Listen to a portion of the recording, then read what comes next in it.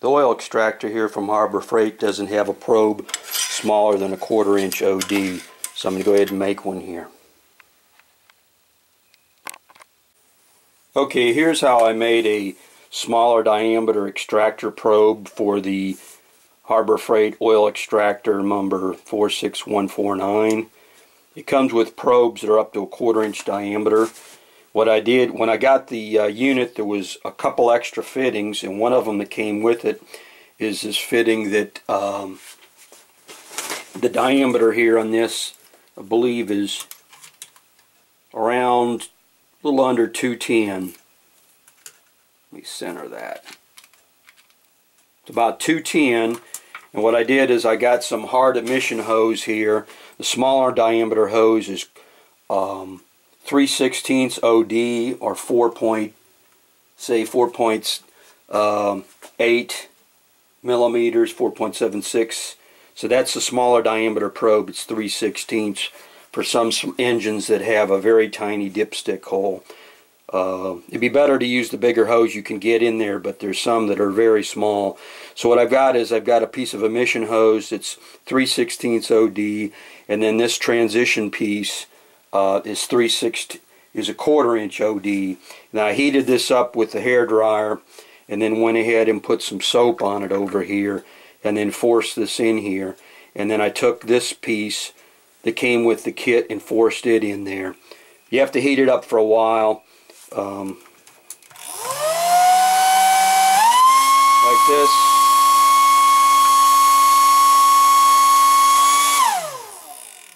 You can put your hand on the back to kind of get the heat up before you hit the cutoff. Anyways, you can get this really hot, and then it's going to be, takes a while, and then you can force this on. So that was my retrofit here for the oil extractor. This is a custom probe that's 3/16 inch diameter. This is vacuum tight, which is used in automotive. It's a 46419 is the 3/16 OD, 47421 is the 1/4 inch OD. And then I'm going to cut this off to whatever the length that needs to be. Since this is such neck down under here, the hole is so small in diameter, you're going to get very little flow. So you really don't want to use something like this unless you really have to.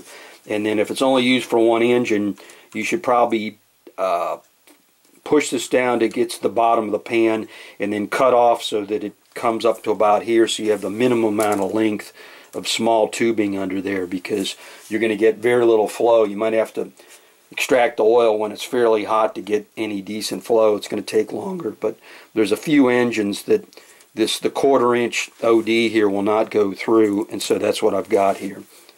Reiterate, I've got, this came with the kit, and it's got a 210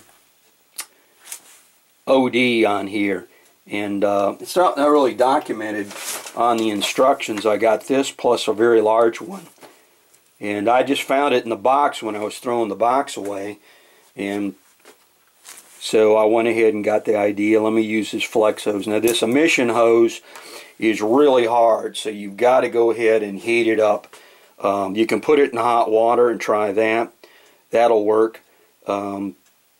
You need a source of, heat up boil some water and have it, put it in there. I find a hairdryer works fairly well, and then you can slip it on. It's very difficult to work with, but once it's on there, it's sealed. So all this transition does is grabs the OD, and that's it. And that's for the oil extractor here from Harbor Freight for taking oil out of a car. It comes with probes that are, the minimum size is 1/4 inch. The way this works on here is you have a vacuum air compressor is bringing air to here, and this gizmo on the side is a vacuum motor that runs on air motor. It's a orifice, and so what it does, it creates a vacuum inside the tank. The gauge really is reading vacuum on there, and so that's slowly extracts the fluid through there. I used a 1/4 inch probe on a car the other day, and to pull 4 gallons out when the oil was fairly hot took about around, say, 7 to 10 minutes. So with this tiny probe, it's going to take longer, but there's a few cars that this 1/4 inch hose will not go down. It comes with the kit, so this is a 3/16 one I've rigged up. That's probably going to take 4 times as long to extract the oil, but every now and then I want to pull some oil out of something without, you know, getting at the drain plug, or just to do some experiments. So there it is. Okay, the way the oil extractor works is you've got a source of compressed air that's going into here, and this is the muffler that's on it. Air is being discharged out of here. The air is forced by a venturi, and it creates a vacuum on the tank here. So this tank is under vacuum due to the compressed air going through here. It's released out. This is just a gizmo to cut the air down. It's not all that loud. And you have vacuum on the tank. You also have vacuum on the hose here.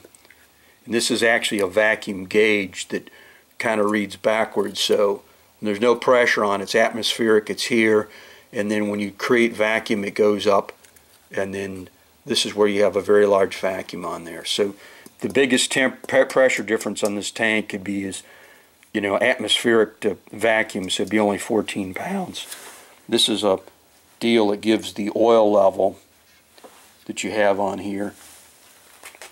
These are the probes that comes with it. And so the smallest was 1/4, and I just made this one that's 3/16 right here. This has got 1/4-inch pipe thread on here, so I took this off and put an adapter on for my air tools. So all these air tools use different things, and because of my hoses I've got all these things rigged together. But it comes with a quick disconnect and one of their barb fittings, but it had a different type of fitting than the ones that I use here, so I just took it off. You can unscrew it. But this is a very simple device. You could probably make your own if you wanted to. This tank here is just a source of vacuum. When you run this through the compressor, the air goes through. It's got an orifice, creates a vacuum. Got vacuum on the hose. This is the control that you turn it on and off with. And then this is the little cap. Mine, the screw came off right away and dropped down in the car, so I'm going to have to put another screw on there. But the only thing I had to do is you have to tighten this fairly tight so you don't have a leak. And that's about it. So to reiterate, this is the 3/16 gizmo I made for some specialized little engines, so I could go in there. I'm going to have to pull out the oil when it's fairly hot. They recommend you don't do that. That's probably just due to liability. I pulled some oil out when it was cars off for about 5 or 10 minutes, so it was pretty hot, and I didn't have any big deal. But you'll pull oil out quicker the hotter it is because the viscosity is lower. And that's about it.